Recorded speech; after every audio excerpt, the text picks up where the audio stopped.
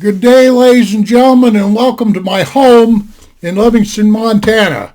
Okay, today's date is 12/10/2020, and I've got 2:12 p.m. Mountain Standard Time. What does that mean?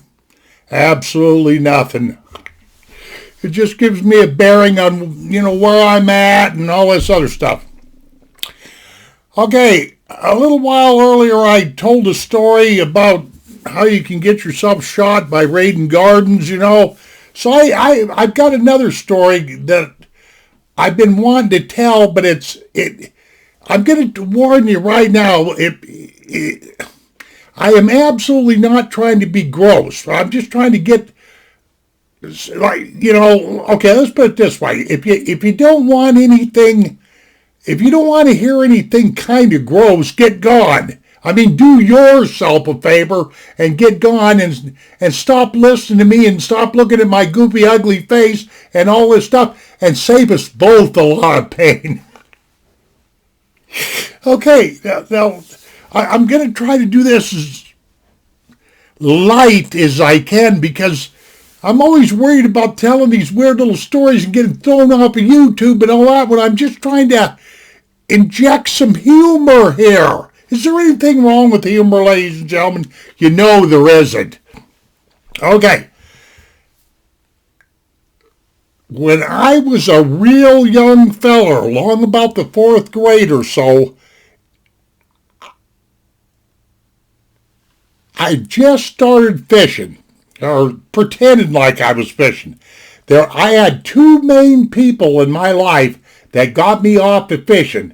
And that was my mother's sister's husband. In other words, my Uncle Jack. His name was Jack. He would take his boy, who was my same age, and myself out, fishing and showing us the tricks of the trade and like that. And same with my grandfather. His first name was James, and he lived in Kalispell, Montana. And, okay, at the time I first got started, we used to live in Troy, Montana, and my Uncle Jack used to take me and his boy and I, up to a place called the Yak River. Just look it up. Look up northwestern Montana, almost up by the Canadian border. You'll see the Yak River. And my granddad, he used to like to fish at a place called Hubbard Reservoir. He used to like to fish the spillway that was coming out of the reservoir because it was pumped full of brook trout and stuff like that. So anyway, but it was this story really centers more around my Uncle Jack than it does my granddad, because my granddad never told me this stupid stuff like my uncle did. But you know how when you're a kid, you're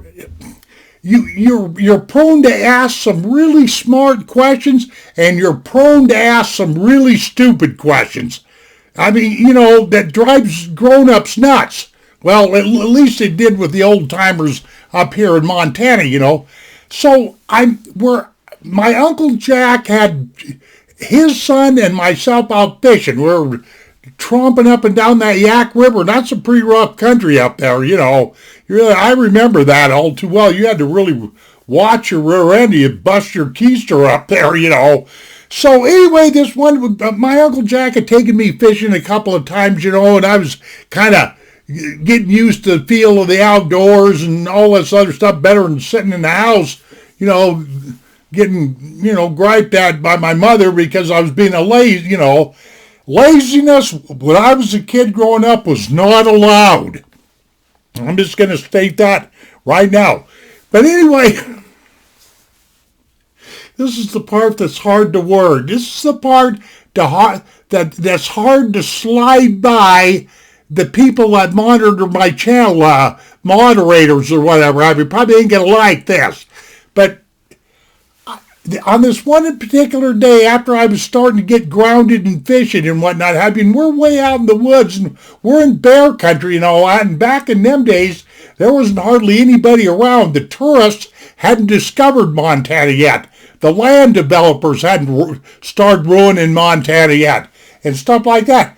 But I remember on this one particular day, I come, I'm like, however old you are when you're in about the fourth grade, whatever. I don't know. I don't remember these things, But I come tromping up to my Uncle Jack, and I said, "Hey, Uncle Jack, I got a question for you." He goes, "What's that? What's that, knothead?" All them old timers had some kind of name for you, And I says, "Look, when you're out fishing and everything and spending all day out here, how do you clean yourself?" I didn't quite put it that way. "When you got to go number two. Number two," my Uncle Jack says, "yeah, when you got to take a shit."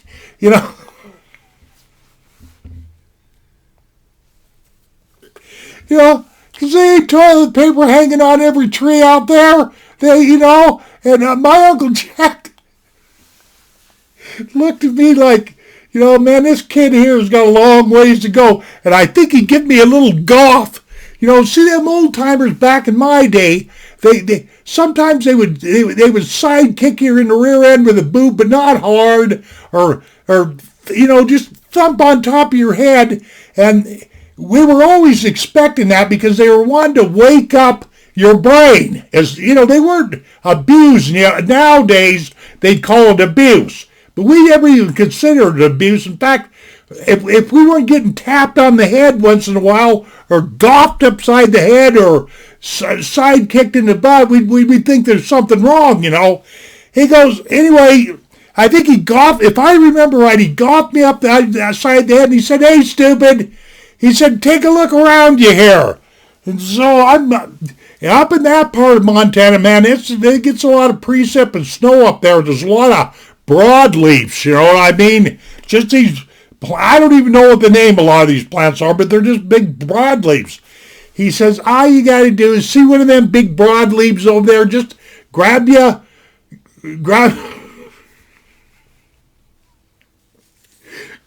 handful of them broadleaves and wipe your butt. That's about as good as nature's going to give you. Or, if you can remember before you leave the house, wad up some toilet paper and stick it in your back pocket, dummy. Like that, You really made me feel like an ass for asking me this question about how to wipe your rear end when you're out in the great outdoors.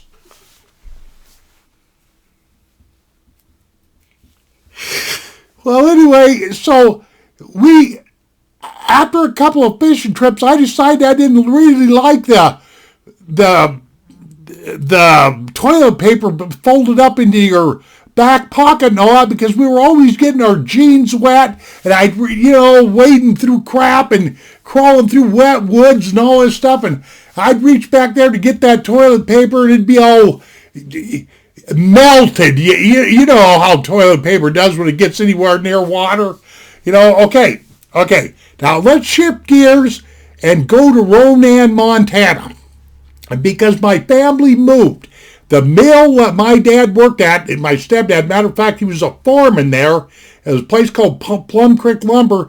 That particular mill was going down. And we moved to Ronan because there's this little town very near Ronan called Pablo that had another Plum Creek operation going, and so my dad could hire on there, But I continued on to fish and everything, and my Uncle Jack, he was still around in the neighborhood, but you know how relatives come and go. And my granddad was up in Kalispell, and Ronan isn't anywhere near Kalispell. So I just started kind of branching off on my own, fishing by myself, usually with my brother, and stuff like that, or sometimes my step brothers would come. But anyway, this one particular day I'm out fishing, and I'd already adapted the broadleaf asswipe. You understand?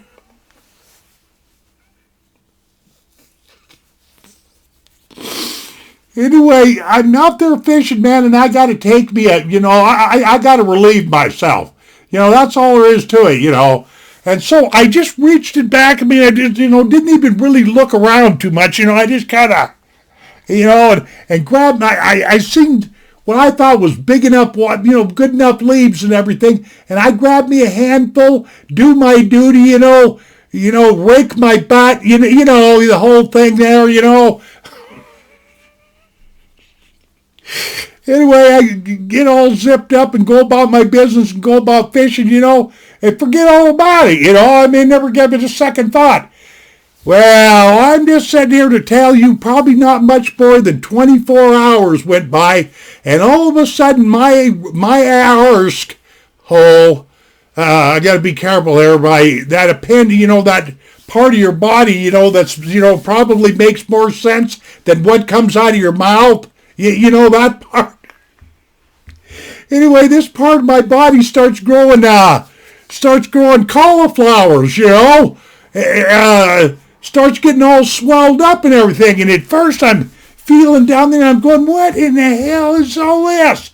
And I was too embarrassed to tell anybody, too embarrassed to tell my mom or anybody. I was still awful young, I was probably only, at that time I was probably only like a 5th grade or something. Because, by the time we moved to Ronan, by the time this particular incident happened. So, I don't know, I probably let a couple of days go by, and like I say, I'm growing, cauliflower here,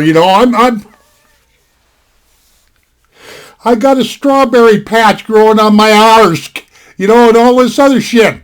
And so finally, man, things started getting awful nasty, and I thought to myself, you better report in to somebody. So I told my mom what the deal was. I did, I says I got something growing on my butt here that I just can't, I don't know what's going on. So she says, let me take a look, because my mom was always used to digging ticks off of us kids and all kinds of stuff, dealing with bee stings and you name it.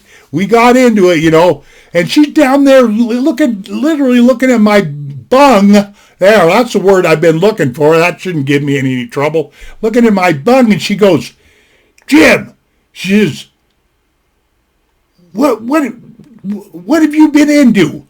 What have you... she kept asking me all these detective questions, She went down my timeline for the last 72 hours and made me confess exactly what we were doing.